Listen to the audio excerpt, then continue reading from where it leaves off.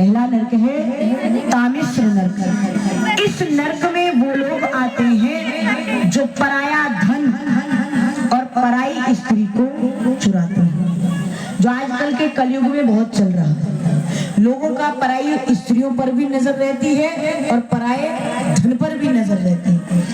ऐसे लोगों को इस नरक में डाला जाता है। और इस नरक में क्या होता है, इस नरक में आंखें निकाल दी जाती हैं, आंखें निकाल दी जाती है और जर्जर तन नरक में गिरा दिया जाता है। क्योंकि अगर पराया धन देखोगे नहीं तो चोरी करोगे नहीं, पराई स्त्री देखोगे नहीं तो नियत खराब होगी नहीं। तो ठाकुर जी पहले नेत्रों को ही निकाल देते हैं, नेत्रों को निकालकर इस नरक में डाल दिया जाता है। दूसरा नरक है अंधतामिश्र नरक। इस नरक में वो लोग आते हैं जो पराई स्त्री के धर्म को नष्ट करते हैं। ऐसे लोगों को इस नरक में गिराया जाता है। और इस नरक में क्या होता है, जलचर, जलचर अर्थात कछुए, मछली आदि जीव नोच नोच कर खाते हैं। तीसरा नरक है रौख नरक।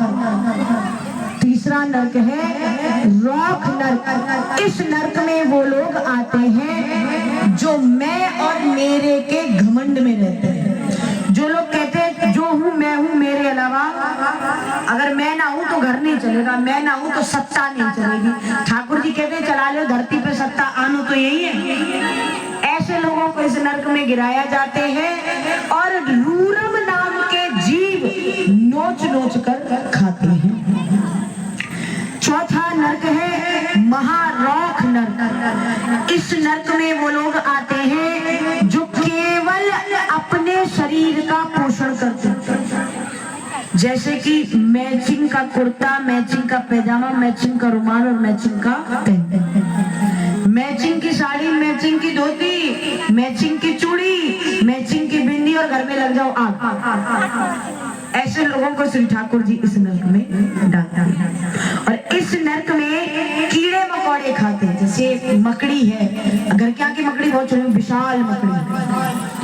पांचवा नरक है कुंभिपाक नरक। ध्यान से सुनना, कल जो बात हमने बताई थी वही बात आज नरक में आई। अगर हमारी बात मिथ्या होती तो नरक में इस बात का वर्णन नहीं आता। पांचवा नरक है कुंभिपाक नरक। इस नरक में वो लोग आते हैं जो पशु पक्षियों का वध करते अर्थात मारते हैं। जो पशु पक्षियों को मार करके खाते हैं उनके साथ क्या होता है कि हम जो लोग खाते हैं वो उन्हें काट पीट कर तेल में खौलाते हैं। ठाकुर जी कहते ऊपर आ जाओ, हजारों योजन चौड़ी कढ़ाई रखी हुई, खौलता हुआ जल, जिसमें ऐसे लोगों को डाल दिया जाता है। छठवां नरक है काल सूत्र नरक। इस नरक में वो लोग आते हैं जो पिता का और ब्राह्मणों का और देवताओं का द्रोह करते हैं, अर्थात अपमान करते हैं। ऐसे लोगों को इस नरक में डाला जाता है। और इस नरक में क्या होता है, चौड़ा कुंड बना हुआ है और जितनी गर्मी एक सूर्य में है ना, उससे कई ज्यादा अग्नि इस कुंड में है। ऐसे लोगों को इस नरक में डाल दिया जाता है। सातवां नरक है असी पत्र नरक। इस नरक में वो लोग डाले जाते हैं जो वेद मार्गों को नहीं मानते। जो बात समझ में आई, अर्थात जो लोग अपने धर्म को, अपने शास्त्र को, अपने वेदों को, अपने पुराणों को नहीं मानते, ऐसे लोगों को इस नरक पे डाला जाता है। इस नरक में क्या है, जंगल है, न कोई लकड़ी न कुछ, केवल पत्ते हैं। और जितनी धार एक तलवार में होती है, ऐसे ही 10 तलवार की धार एक पत्ते में। और इस जंगल में जो जीव है ना, वो कटा और मरा चिल्लाता है। और आठवां नरक है शूकर मुख नरक। इस नर्क में वो लोग आते हैं जो बिना अपराध के किसी को दंड दे दे। मानो आपकी गलती नहीं है और पड़ोसी ने कह दी कि फलाने ने ऐसा कह दिया और फिर आपको दंड मिल गया, तो जिसने आपको अन्नकूप नर्क, इस नर्क में वो लोग आते हैं जो किसी की जीविका को नष्ट करते हैं। समझ में आई? ऐसे समझ।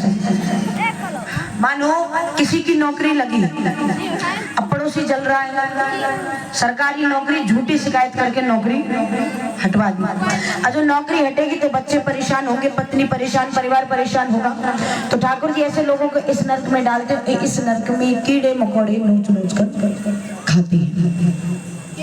10वां नर्क है कृमि भोजन नर्क। इस नर्क में वो लोग आते हैं जो अतिथि को बिना खिलाए। मानो आपके घर अतिथि आए हुए हैं, आपने उनसे पूछा भी नहीं और खुद चरवे लग गए, अर्थात भोजन करवे लग गए। तो ऐसे लोगों को इस नर्क में डाला जाता है। और इस नर्क में हजारों कीड़े मकोड़े विराजमान है, हजारों।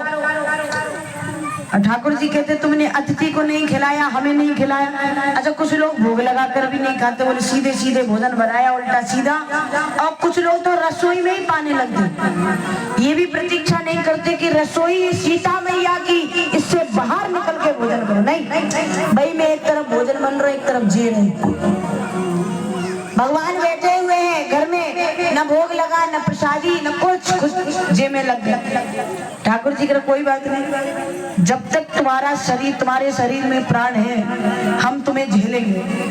और जिस दिन तुम्हारे शरीर से प्राण निकल गए, उस दिन तुम्हें हमें झेलना पड़ेगा। ऐसे लोगों को इस नर्क में डाला जाता है। और इस नर्क में कीड़े मकोड़े खिलाए जाते हैं। क्या खिलाए जाते हैं? जीव को कीड़े मकोड़े खिलाए जाते हैं। 11वां नर्क है दंशन नर्क। इस नर्क में वो लोग आते हैं जो ब्राह्मणों के धन को बलपूर्वक, अर्थात मारपीट करके, अर्थात गुंडागर्दी करके चुरा लेते हैं। ऐसे लोगों को इस नर्क में डाला जाता है। यमदूत चिमटा गरम करके, वो चिमटा मत समझ ले तुम्हारी रोटी सेकने वाला छोटो से चिमटा, 4 योजन लंबा चिमटा है, यज्ञ अग्नि पर तपाया जाता है, लाल चिमटा करके और अंग से लगाया जाता है। यमदूतों द्वारा पिटाई लगाई जाती है।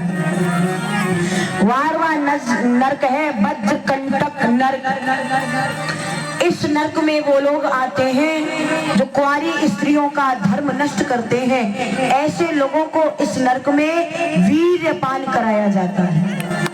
13वां नर्क है वैतरणी नर्क। इस नर्क में वो लोग आते हैं जो धर्म का उल्लंघन करते हैं, जो मर्यादा का उल्लंघन करते हैं ना। धर्म का उल्लंघन आजकल हो रहा है संसार में। देखो आजकल संसार में धर्म का उल्लंघन हो रहा है। आजकल लोग धर्म को मान कहाँ रहे, वो फोन में देख लिया ऐसा पहनावा पहनना है तो ऐसा ही पहनना है। हमारी संस्कृति क्या कहती है, हमारा धर्म क्या कहता है, उस बात से कोई मतलब नहीं। मोबाइल में जो ट्रेंडिंग ड्रेस आएगी वही पहनी जाएगी। वो एक ताक में रख दिया धर्म, क्योंकि जब भागवत लिखी गई है तो वेद व्यास जी को तीनों काल के दर्शन होते थे। वेद व्यास जी ने कलयुग को देख करके नरकों का वर्णन किया है महाराज। ऐसे लोगों को इस नर्क में डाला जाता है। और इस नर्क में वैतरणी नदी सुनी होगी, सुनिए ना, वैतरणी नदी में डाला जाता है जहाँ जलचर खाते हैं। अच्छा, वैतरणी नदी एक अगर चाहो ना तो गौ सेवा करके पार कर सकती है। गौ सेवा करके वैतरणी नदी को पार। बोली राधा रानी सरकार की। तो महाराज ऐसे लोगों को वैतरणी नदी में डाला जाता है। लेकिन जो गौ सेवा करते हैं, गौदान करते हैं, वो गाय की पूंछ पकड़ के इस नदी को पार कर सकते हैं। 14वां नर्क है पुयोद नर्क। इस नर्क में वो लोग आते हैं जो पशुओं की तरह लज्जाहीन व्यवहार करते हैं। लज्जाहीन का अर्थ समझ में आया? न तो बड़ों का सम्मान सम्मान, न बुजुर्गों का सम्मान, न माता पिता का सम्मान, जो मन में आया वैसा आचरण कर रहे हैं। आजकल हम देखते हैं कि आजकल के बालक जो माता पिता का सम्मान नहीं करते, अपने बड़े बुजुर्गों का सम्मान नहीं करते, ऐसे लोगों को इस नरक में डाला जाता है और इस नरक में मल मूत्र विष्ठा थूक से बड़े नरक में कुंड में गिरा दिया जाता है। 15वां नरक है प्राण रोधक नरक। इस नरक में वो लोग आते हैं जो अपने सुख के कारण पशु पक्षियों का वध करते हैं। इस नरक में ऐसे लोगों को बाणों से बेधा जाता है। 16वां नरक है विशंसन नरक। इस नरक में वो लोग आते हैं जो यज्ञों के बहाने पशुओं की हत्या करते हैं।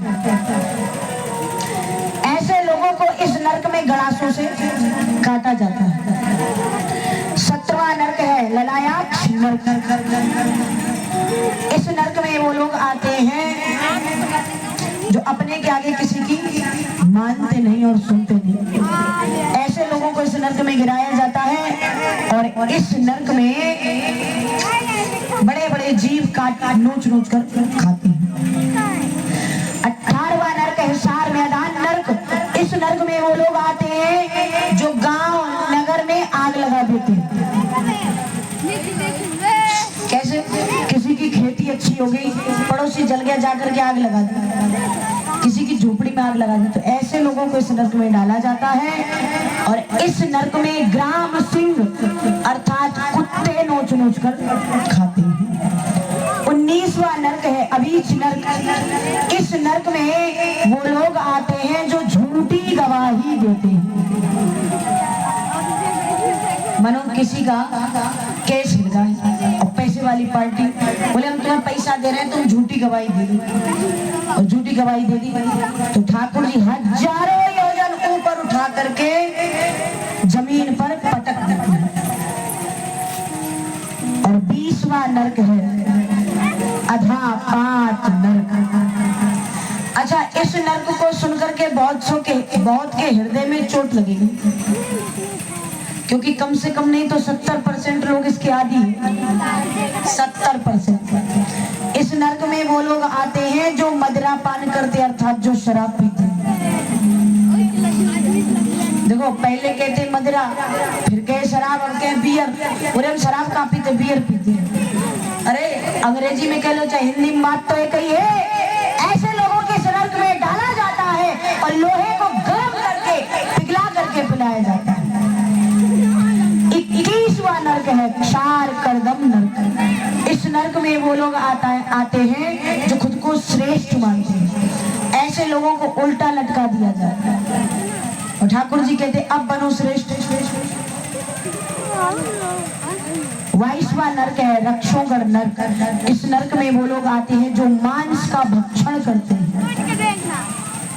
जो भूत प्रेतों की पूजा करते हैं। ऐसे लोगों को इस नरक में गिराया जाता है। रक्तपान, रक्त अर्थात खून, अंग्रेजी में बोले तो ब्लड पिलाया जाता है। 23वां नरक है शूल प्रेत नरक। इस नरक में वो लोग आते हैं जो पशु पक्षियों को पाल तो लेते हैं, गाय पाल ली, भैंस पाल ली, कुत्ता पाल लिया, बिल्ली पाल ली, लेकिन भूख और प्यास से तड़पते हैं। तो ठाकुर जी ऐसे लोगों को इस नरक में डालते हैं और इस नरक में ठाकुर जी भूख और प्यास से तड़पाते हैं। न खाने को देते हैं, न पीने को देते हैं। और 24वां जो नरक है ना महाराज, इसमें कलयुग के 24वां नरक है दंतसूक नरक। इस नरक में वो लोग आते हैं जो उग्र अर्थात जो क्रोधी स्वभाव के होते हैं, जिनको गुस्सा ज्यादा आता है। ऐसे लोगों को इस नरक में डाला जाता है। इस नरक में 5 फन वाला बैठा हुआ है, वो एक बार 5 फन से डसता है। कितना क्रोध है! सबसे ज्यादा क्रोध तो इसमें होता है, मनुष्य में नहीं है। तो महाराज कहने का भाव, हर कर्म की सजा इसी धरती पर है। यही करोगे और यही भरोगे। अच्छा, कुछ लोग कहते हैं अरे किसने देखा, तो देखो हम जो कर्म करते हैं ना, वो ब्याज हमको धरती पर मिलता है, अर्थात इसी शरीर में, और मूल हमको ऊपर जाकर के झेलना है, नरक, ऊपर जाकर के मूल और नीचे ब्याज। अच्छा एक बात बताओ, नरकों से डर लगा? किस किस को नरक सुन करके डर लगा? हाथ खड़ा करो। बोले महाराज तब तक डर लगा जब तक तुम गद्दी पे बैठे और हम पांडाल में बैठे, और यहाँ के बाद में ना हम में डर रह जावेगो न कछु। ये सत्य है। भागवत मैंने पहले ही बताया, कोई पुस्तक नहीं है जो पढ़ के सुना दी। भागवत में लिखा हुआ एक एक शब्द हमारे श्री कृष्ण की वाणी है, एक एक शब्द परम सत्य है। इसीलिए तो हर कर्म की सजा है। अगर वास्तव में भय लगा हो ना नरक सुन करके, तो निवेदन करेंगे कि हम ये नहीं कहते कि कौन क्या करता है, लेकिन हम इतना जरूर कहते हैं कि कुछ ऐसा करो कि जब वहां जाए ना तो ठाकुर जी की नजरों से नजरें मिला सके। इतना करना। हम जानते हैं हम भी इंसान है, हमसे भी पाप होते हैं, कभी जिभ्या से हो जाता है, किसी से ऊंची आवाज में बात कर ली तो जिभ्या से पाप होता है, नेत्रों से कुछ देख लिया तो नेत्र से पाप हो गया। लेकिन पाप और पुण्य का पल्ला बराबर रखा। कहीं पाप का भार ज्यादा हो गया ना तो पुण्य कुछ नहीं कर पाए। इसलिए कहने का भाव है कि कर्म ऐसा करो कि ठाकुर जी हमें क्षमा कर सके। बोले भक्त वत्सल भगवान की। महाराज परीक्षित जी बोले, प्रभु आपके नरकों के वर्णन सुनकर तो रोंगटे खड़े हो गए। अब कोई ऐसा उपाय है जिससे इन नरकों से छुटकारा मिले? तो शिशुदेव भगवान कहते हैं, राजन अब मैं तुम्हें एक ऐसी कथा सुनाता हूं, बड़े ध्यान से सुनो। अजामिल नाम का एक कानिकुब्ज ब्राह्मण था जो पत्नी सहित रहता था, पूरा परिवार उसके साथ रहता था। अजामिल बड़ा सदाचारी ब्राह्मण था, परंतु अजामिल एक दासी के साथ संभोग में नष्ट हो गया। एक बार अजामिल को उसके पिता ने पुष्प लेने भेजा बगीचे में, तो अजामिल ने पर पुरुष को एक वैश्या के साथ समाधान करते देख लिया। अजामिल का मन परिवर्तन हो गया और उसी दिन से अजामिल ने भी वैश्या का संग पकड़ लिया। महाराज बच्चों को माता पिता नहीं बिगाड़ते, बच्चों को बिगाड़ती है उनकी संगत। क्या बिगाड़ती है? पहले के मित्र और थे, आजकल की मित्रता गले की घंटी है। आजकल की ऐसी मित्रता है कि तुमने नहीं किया, अगर तुम्हारे मित्र ने कुछ गलत कर दिया तो साथ तुम्हें भी जाना पड़ेगा। इसलिए मेरा निवेदन है सभी माता पिता से कि अपने बच्चों की संगत पर ध्यान दो। बच्चा बिगड़ता संगत से है। अजामिल संगत से बिगड़ा। अजामिल ने अपना परिवार छोड़ दिया, वैश्या को संग लेकर के अलग रहने लगा। अब जब वैश्या का संग करा तो चोरी डकैती करने लगा। कुछ संत उस गांव में आए। उन संतों का एक नियम था कि एक रात्रि एक गांव में रुकते थे। एक रात्रि एक गांव में रुकते थे। आज बारी थी अजामिल के गांव की, तो चौराहे पे लड़के खड़े थे। पूछ लिया, बच्चा इस गांव में यदि कोई भक्त हो तो बताओ। अच्छा, बच्चों ने मजाक कर दिया, बोले अजामिल के घर चले जाओ, अजामिल से बड़ा भक्त इस गांव में नहीं। और जैसे अजामिल के घर जाकर के द्वार पर दरवाजा खटखटाया, वैश्या बाहर निकली। संतों का दर्शन करने से नेत्रों से आंसू बहने लगे, अपने पाप याद आने लगे। वैश्या ने कहा, प्रभु हम आपकी सेवा नहीं कर सकते। पूरी दिनचर्या बताई, सब कुछ बताया। संत भगवान बोले अब हम तुम्हारे द्वार पर आए हैं कि तुम्हारा उद्धार करके जाएंगे, ऐसे नहीं जाएंगे। सूखा राशन दे दो, हम स्वयं बना लेंगे और स्वयं पालेंगे। संत भगवान ने स्वयं बनाया, स्वयं भोजन पाया। आधी रात में अजामिल आया, पी के चोरी डकैती करके। अजामिल ने जब कीर्तन की आवाज सुनी